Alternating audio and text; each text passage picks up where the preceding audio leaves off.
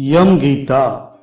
श्री मैत्रेय जी बोले, हे गुरु, मैंने जो कुछ पूछा था वह सब आपने यथावत वर्णन किया। अब मैं एक बात और सुनना चाहता हूं, वह आप मुझसे कहिए।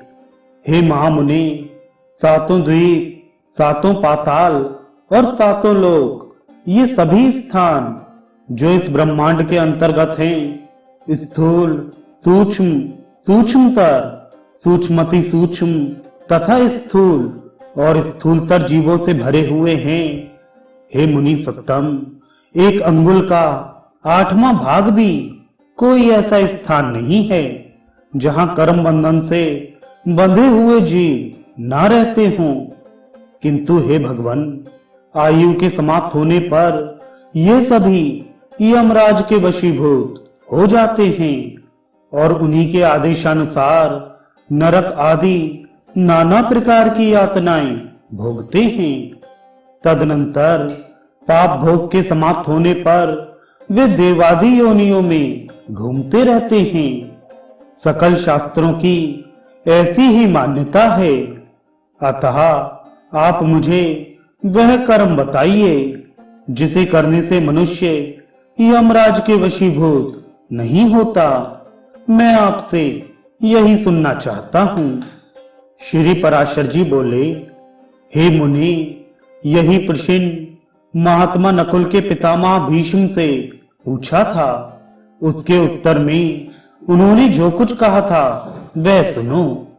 भीष्म जी ने कहा, हे वत्स, पूर्व काल में मेरे पास एक कलिंग देशीय ब्राह्मण मित्र आया और मुझसे बोला, मेरे पूछने पर एक जाति स्मर मुनि ने बतलाया था कि ये सब बातें अमुक प्रकार ही होंगी। हे वत्स, उस बुद्धिमान ने जो बातें जिस जिस प्रकार होने की कही थी वे सब ज्यों की त्यों हुई। इस प्रकार उसमें श्रद्धा हो जाने से मैंने उससे फिर कुछ और भी प्रश्न किए और उनके उत्तर में उस द्विजश्रेष्ठ ने जो बातें बतलाई उनके विपरीत मैंने कभी कुछ नहीं देखा। एक दिन जो बात तुम मुझसे पूछते हो वही मैंने उस कलिंग ब्राह्मण से पूछी। उस समय उसने उस मुनि के वचनों को याद करके कहा कि उस जाति स्मर ब्राह्मण ने यम और उनके दूतों के बीच में जो संवाद हुआ था वह अति गूढ़ रहस्य मुझे सुनाया था। वही मैं तुमसे कहता हूं। कलिंग बोला, अपने अनुचर को हाथ में पाश लिए देखकर यमराज ने उसके कान में कहा, भगवान मधुसूदन के शरणागत व्यक्तियों को छोड़ देना, क्योंकि मैं वैष्णवों से अतिरिक्त और सब मनुष्यों का ही स्वामी हूं। देव पूज्य विधाता ने मुझे यम नाम से लोगों के पाप पुण्य का विचार करने के लिए नियुक्त किया है। मैं अपने गुरु श्री हरि के वशीभूत हूं, स्वतंत्र नहीं हूं। भगवान विष्णु मेरा भी नियंत्रण करने में समर्थ हैं। जिस प्रकार स्वर्ण भेद रहित और एक होकर भी कटक, मुकुट तथा कर्णिका आदि के भेद से नाना रूप प्रतीत होता है, उसी प्रकार एक ही हरि का देवता, मनुष्य और पशु आदि नानाविध कल्पनाओं से निर्देश किया जाता है। जिस प्रकार वायु के शांत होने पर उसमें उड़ते हुए परमाणु पृथ्वी से मिलकर एक हो जाते हैं, उसी प्रकार गुण क्षोभ से उत्पन्न हुए समस्त देवता, मनुष्य और पशु आदि उसका अंत हो जाने पर उस सनातन परमात्मा में लीन हो जाते हैं। जो भगवान के सुरवर वंदित चरण कमलों की परमार्थ बुद्धि से वंदना करता है, घृताहुति से प्रज्वलित अग्नि के समान समस्त पाप बंधन से मुक्त हुए उस पुरुष को तुम दूर ही से छोड़कर निकल जाना। यमराज के ऐसे वचन सुनकर पाशहस्त यमदूत ने उनसे पूछा, प्रभो, सबके विधाता भगवान हरि का भक्त कैसा होता है, यह आप मुझसे कहिए। यमराज बोले, जो पुरुष अपने वर्ण धर्म से विचलित नहीं होता, अपनी सुहृद और विपक्षियों के प्रति समान भाव रखता है, किसी का द्रव्य हरण नहीं करता तथा किसी जीव की हिंसा नहीं करता, उस अत्यंत राग आदि शून्य और निर्मल चित्त व्यक्ति को भगवान विष्णु का भक्त जानो। जिस निर्मल मति का चित्त कली कलम रूप मल से मलिन नहीं हुआ और जिसने अपने हृदय में श्री जनार्दन को बसाया हुआ है, उस मनुष्य को भगवान का भक्त समझो। जो एकांत में पड़े हुए दूसरे के सोने को देखकर भी उसे अपनी बुद्धि द्वारा तृण के समान समझता है और निरंतर भगवान का अनन्य भाव से चिंतन करता है, उस नरश्रेष्ठ को विष्णु का भक्त जानो। कहां तो इस स्फटिक गिरी शिला के समान अति निर्मल भगवान विष्णु और कहां मनुष्य के चित्त में रहने वाले राग द्वेष आदि दोष। इन दोनों का संयोग किसी प्रकार नहीं हो सकता। चंद्रमा के किरण जाल में अग्नि तेज की उष्णता कभी नहीं रह सकती है।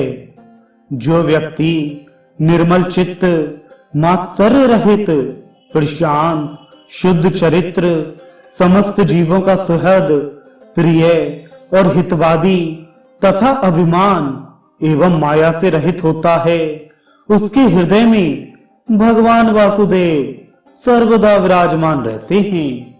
उन सनातन भगवान के हृदय में विराजमान होने पर पुरुष इस जगत में सौम्य मूर्ति हो जाता है। जिस प्रकार नवीन शाल वृक्ष अपने सौंदर्य से ही भीतर भरे हुए अति सुंदर पार्थिव रस को बतला देता है।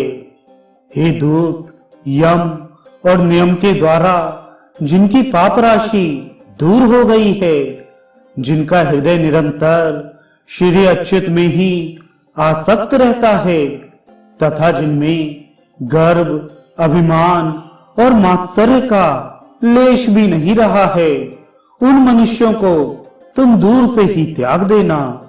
यदि खड्ग, शंख और गदाधारी अव्यय आत्मा भगवान हरि हृदय में विराजमान हैं, तो उन पाप नाशक भगवान के द्वारा उसके सभी पाप नष्ट हो जाते हैं।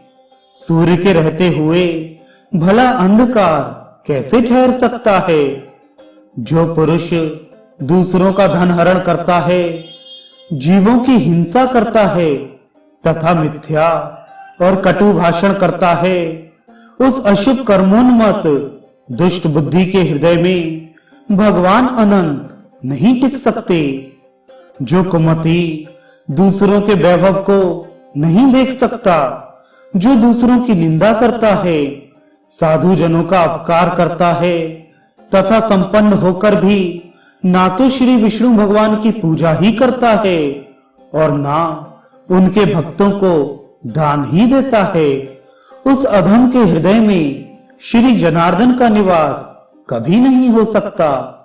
जो दुष्ट बुद्धि अपने परम सुहृद, बंधु बांधव, स्त्री, पुत्र, कन्या, पिता तथा भृत्य वर्ग के प्रति अर्थ तृष्णा प्रकट करता है, उस पापाचारी को भगवान का भक्त मत समझो।